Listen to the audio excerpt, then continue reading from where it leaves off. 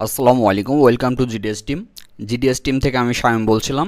তো আজকে যে ক্লাস আপলোড করার কথা ছিল সেটা হচ্ছে টেকনো এবং ইনফিনিক্স অল মডেল এমডিএম। আপনারা এই যে আগস্টের আপনার 2024-এর যে সিকিউরিটিগুলো আছে খুব সহজেই কোনো প্রকার রিপেয়ার ব্যতীত কিভাবে এমডিএম রিমুভ করবেন, আপনারা এ টু জেড ক্লাস কিভাবে দেখবেন। প্রথমত যেটা করবেন, যারা জিডিএস টিম অ্যাক্টিভ মেম্বার আছেন আপনারা সরাসরি gdsmember.com-এ চলে আসবেন ক্লাসের জন্য। আসার পরে যেটা করবেন, যদি অ্যাকাউন্ট না করা থাকে তাহলে মাই অ্যাকাউন্টে যাবেন।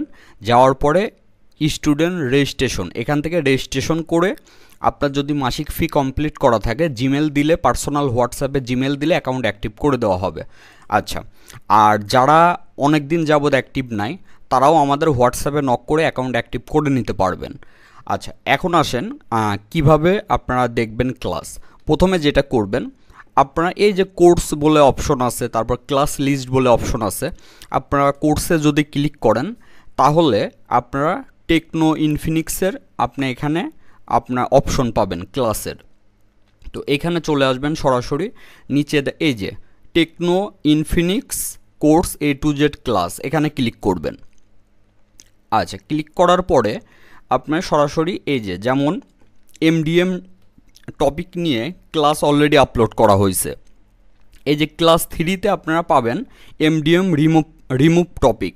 তো এখানে যদি ক্লিক করেন, আপনার অ্যাকাউন্ট অ্যাক্টিভ থাকলে আপনি এখানে ক্লিক করে দেখতে পারবেন। এই যে যে লক চিহ্ন রয়েছে তখন আর লক চিহ্ন থাকবে না। তো এই যে যে ক্লাসগুলো, এই যে স্টেপ 1, স্টেপ 2, স্টেপ 3, তো এইগুলা মূলত যখন যেই সলিউশন আসছে তখন আপনাদের জন্য সেই সলিউশন অনুযায়ী আর কি ক্লাস আপলোড করা। তো এখন যেটা আপনারা দেখবেন, এই যে লেটেস্ট ক্লাস হচ্ছে এইটা, Tecno and Infinix all model MDM remove full class August 2024, এই যে লাস্ট স্টেপ 4। এই ক্লাসটা দেখলে আপনারা এ টু জেড বুঝতে পারবেন।